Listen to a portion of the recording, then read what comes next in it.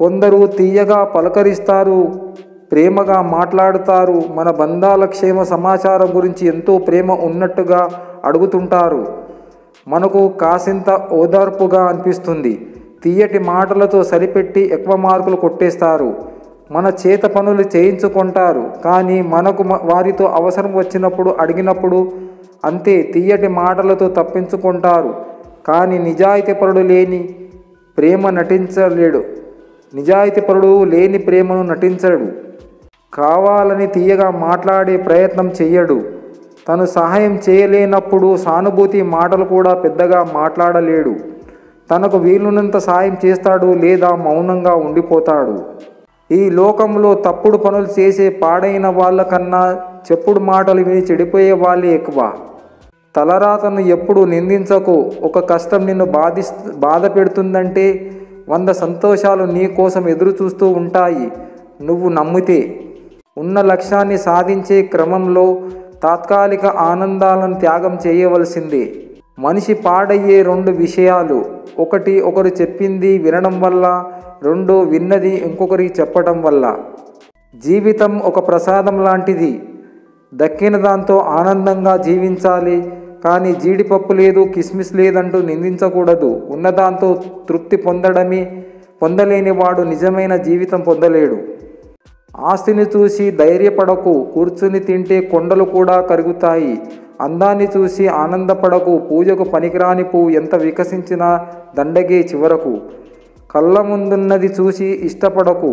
ఎంత ఇష్టపడినా అందవు మనకు కడవరకు. ఎంత సంపాదించినా బయట పడకు.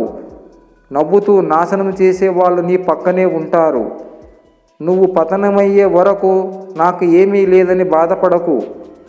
తక్షణమే బ్రతకడానికి దారి వెతుకు.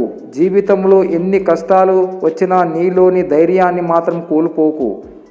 అద్దం మన ముఖంలో మరకని చూపిస్తే మరకని తుడుచుకుంటాము, కానీ అద్దాన్ని పగలగొట్టం కదా. అలాగే ఎవరైనా మనలోని లోపాన్ని చూపిస్తే దాన్ని సరిదిద్దుకోవాలి, కానీ వారిపై కోపం చూపకూడదు.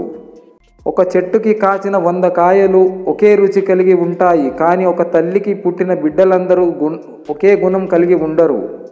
రేపే మరణిస్తానన్న ఆలోచనతో జీవించు. శాశ్వతంగా ఉంటానన్న భావంతో విజ్ఞానాన్ని సంపాదించు. అసూయ అనేది కర్రకు పట్టిన నిప్పు వంటిది. అది ఎవరిలో ఉంటే వారినే కాల్చేస్తుంది మానసికంగా.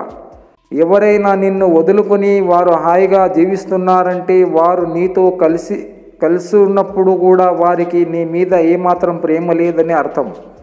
మనసు, బుద్ధి, ఆలోచన, మాట, మౌనము ఈ పంచాయుధములు జీవితం అనే యుద్ధంలో సరిగ్గా వాడితే మనం ఇంకోలా ఉంటాం.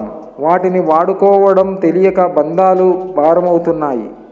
మనిషి గొప్పదనం గొప్ప వంశంలో జన్మించడం వల్ల కాదు. కబీర్, అంబేద్కర్ గొప్ప వంశంలో పుట్టలేదు. అందచందాల వల్ల రాదు. మహాత్మా గాంధీ అందగాడేమీ కాదు. గొప్ప చదువుల వల్ల రాదు. ధీరుభాయ్ అంబానీ పెద్ద పెద్ద చదువులు చదవలేదు. తెలివితేటల వల్ల రాదు. మదర్ తెరేసా గొప్ప, ఆమె తెలివితేటల్లో లేదు. ధన సంపద వల్ల రాదు. వివేకానందుడు ధనమేమి కూడబెట్టలేదు. తోటివాడికి మేలు చేయండి చాలు, అలాంటి గొప్పతనం చిరకాలం నిలుస్తుంది.